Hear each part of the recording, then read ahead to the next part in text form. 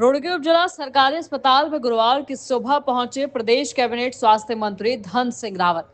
उन्होंने स्वास्थ्य विभाग के अधिकारियों के साथ रुड़की सरकारी अस्पताल का निरीक्षण किया। अस्पताल में भर्ती सभी मरीजों से उनका हालचाल जाना और साथ यहाँ की व्यवस्थाओं का जायजा भी लिया। स्वास्थ्य मंत्री धन सिंह रावत ने रुड़की सरकारी अस्पताल में नवनिर्मित रक्त कोष बिल्डिंग का भी निरीक्षण किया। इस मौके पर उन्होंने बताया कि हरिद्वार के सीएम और रुड़की उपजिला चिकित्सालय के सीएमएस की मांग थी कि रुड़की हॉस्पिटल में मरीजों की सुविधाओं के लिए कुछ कार्य होने हैं, जिनके लिए प्रदेश सरकार ने इन सभी निर्माण कार्यों के लिए लगभग 3.5 करोड़ रुपए का बजट पास किया। और साथ ही बताया कि रुड़की हॉस्पिटल में नवनिर्मित ब्लड बैंक की बिल्डिंग को जल्दी नई बिल्डिंग में शिफ्ट किया जाएगा। रुड़की सरकारी अस्पताल में लगातार मरीजों की संख्या बढ़ रही है, जिसको देखते हुए जिला चिकित्सालय में क्रिटिकल केयर ब्लॉक बनाया जा रहा है, जिसके लिए स्वास्थ्य विभाग के साथ साथ स्थानीय प्रशासनिक अधिकारियों को जमीन के चयन की प्रक्रिया के लिए भी बोला गया है। वहीं चिकित्सालय में अभी तक डॉक्टरों की कमी थी, जो कि अब खत्म हो गई। उन्होंने बताया कि उपजिला चिकित्सालय में 32 डॉक्टरों की तैनाती की गई, जिसमें एनेस्थीसिया, बाल रोग विशेषज्ञ, फिजिशियन, सर्जन डॉक्टर की भी तैनाती की जाएगी। मरीजों की बढ़ती संख्या को देखते हुए अब अस्पताल में आईसीयू की सुविधा भी हो गई है और इसके लिए अब 10 नर्सिंग नए स्टाफ की भी जरूरत है, जिसके लिए जल्द से जल्द नए नर्सिंग स्टाफ को भी रखा जाएगा। इसके साथ 24 घंटे रुड़की के उपजिला चिकित्सालय में आईसीयू की सुविधा मरीजों को मिल पाएगी। उन्होंने कहा कि रुड़की शहर में जो फर्जी तरीके से बिना डिग्री वाले डॉक्टर और हॉस्पिटलों के खिलाफ सख्त से सख्त कार्रवाई करने के लिए जिला प्रशासन में स्वास्थ्य विभाग के अधिकारियों को निर्देशित किया गया है। उन्होंने कहा कि पूर्व में सूचना मिली थी कि रुड़की में काफी ऐसे फर्जी हॉस्पिटल चल रहे हैं जिनमें डॉक्टर के पास डिग्री नहीं है, जिन पर स्वास्थ्य विभाग और प्रशासन द्वारा कार्रवाई की जा चुकी है। यदि आगे भी इसी प्रकार की कोई सूचना विभाग को मिलती है तो उस पर भी कड़ी कार्रवाई की जाएगी। स्वास्थ्य मंत्री जब उपजिला चिकित्सालय का निरीक्षण कर रहे थे तो मरीज का हालचाल जान रहे थे, तभी कुछ मरीजों ने स्वास्थ्य मंत्री के समक्ष हॉस्पिटल से मिलने वाले खाने को लेकर भी शिकायत की। एक मरीज ने कहा उन्हें सुबह अस्पताल से मिलने वाले सरकारी खाने में जो दलिया दिया जाता उसमें दूध नहीं मिलता, तो कभी चाय नहीं मिलती, तो कभी उन्हें सही खाना नहीं दिया जाता। जिस पर मंत्री जी ने इस बारे में सीएमएस डॉक्टर संजय कंसल ने इसका जवाब मांगा तो उन्होंने बताया कि जिस संस्था को अस्पताल में खाने का ठेका दिया गया उस ठेके को निरस्त कर दिया गया है और दूसरे ठेकेदार को उसके लिए आमंत्रित किया जा रहा है।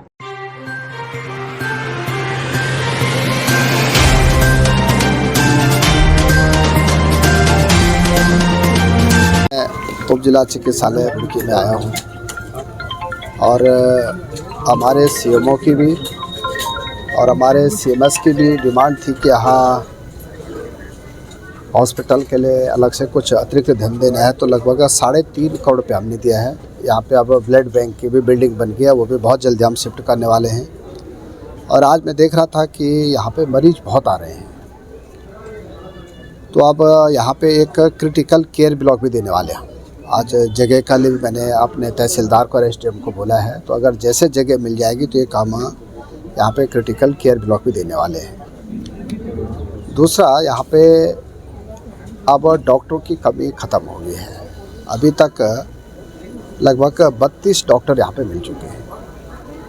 यहाँ पे एनेस्थीसिया और बाल रोग विशेषज्ञ और हमारे सर्जन और फिजिशियन, ये 5 प्रकार के डॉक्टर भी आप भेज दिया हम लोगों ने। और मुझे बड़ी खुशी है कि यहाँ पे पर डे लगभग 600-700 मरीज आते हैं।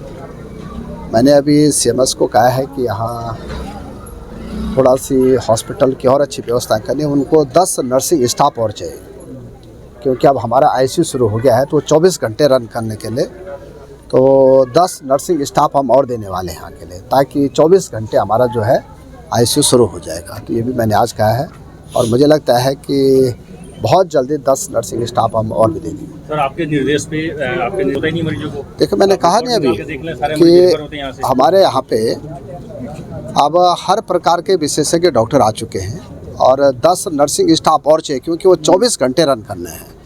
वैसे तो यहाँ पे 45 नर्सिंग स्टाफ दे रखे हमने, लेकिन 10 की और ज़रूरत है तो 10 हम और देंगे। सर, कि आपको जानकारी के तहत अभी तक हम लगभग 223 डॉक्टरों को बर्खास्त कर चुके हैं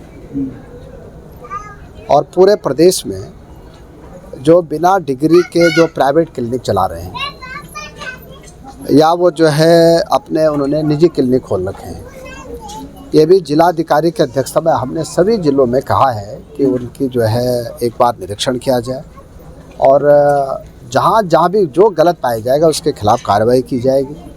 और ज़रूरत पड़ेगी तो उनके क्लिनिक भी सील की जाए। सर क्लिनिक सील होते हैं, कार्रवाई होती है, लेकिन देखिए फिर ऐसा खुल जाते हैं, ऐसा है, क्यों हो उसके रहा है? बाद देखिए हमारे स्वास्थ्य विभाग की जितनी जिम्मेदारी वो हम पूरी कर रहे हैं। हाँ। अब जिला प्रशासन को जहाँ भी अगर कैसी दिक्कत होगी तो वहाँ के जिलाधिकारी को मैं आज भी खुद भी बात कर लूँ